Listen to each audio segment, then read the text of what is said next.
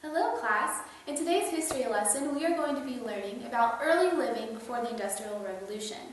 Before the Industrial Revolution there were no factories that made clothing for people to wear, so people had to make their own.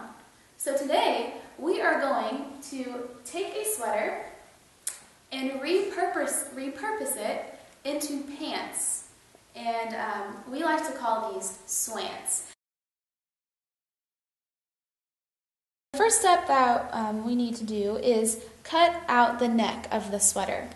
So I am measuring right now 6 inches, this is 6 inches, because we want the front of what will be your swants to have less fabric than the back. So what we're going to do is just cut along here. And we started right here at the end of the collar. That's where you want to start your cut. And we'll do it on the other side. And then you're going to cut across. And then on the front side, since we said we wanted less fabric in the front of our swants, I'm going to measure a couple more inches that I need to cut down on just this top layer, which will be the front of my swants. Okay, so we cut out the neck of our sweater. The next thing we are going to do is flip it inside out. So we're going to start sewing, so that way our seams can be on the inside of our swants. And then what we need to do is we need to put it back down, the back side of your swants facing the table. Okay, so what we're going to do next is flip each arm over like this to where it's facing down.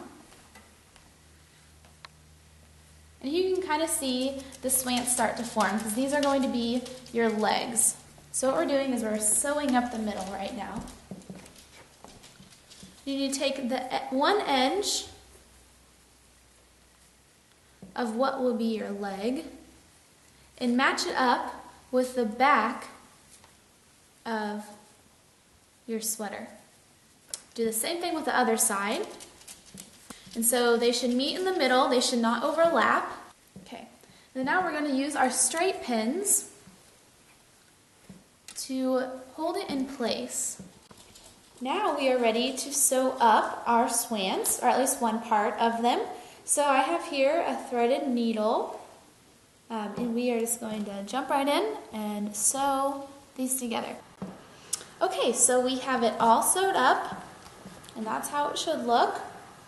This is where your armholes are. You should have a hole still here. Okay. So the next step we're going to do is sew up this hole.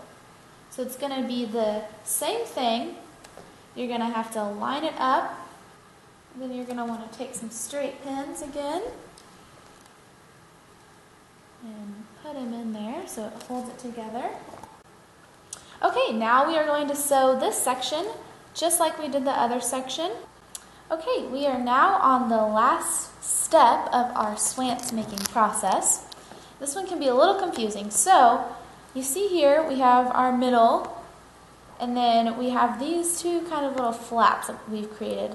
That's from sewing the front part of our swants.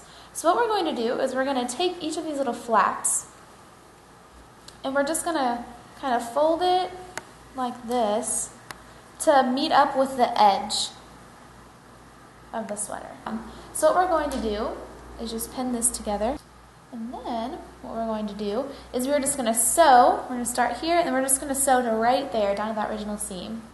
Then once you get this sewed all the way down to the original seam, you're going to do the exact same thing with the other side. You're going to fold it over to meet the side, pin it, and then sew it all the way down. Now we have our swants. To keep your swants up, you can find a scarf or a piece of string or something like that. Pull your swants up tight, and then tie it around, just like this. And then tuck in the extra on the sides like this. and then fold over your slants. Alright, so now we got a little bit of taste of how early living would have been before the Industrial Revolution, where you would have to make your own clothing. Thank you so much for making slants with me today, and I hope you enjoy your slants. Maybe you can even have a slants dance.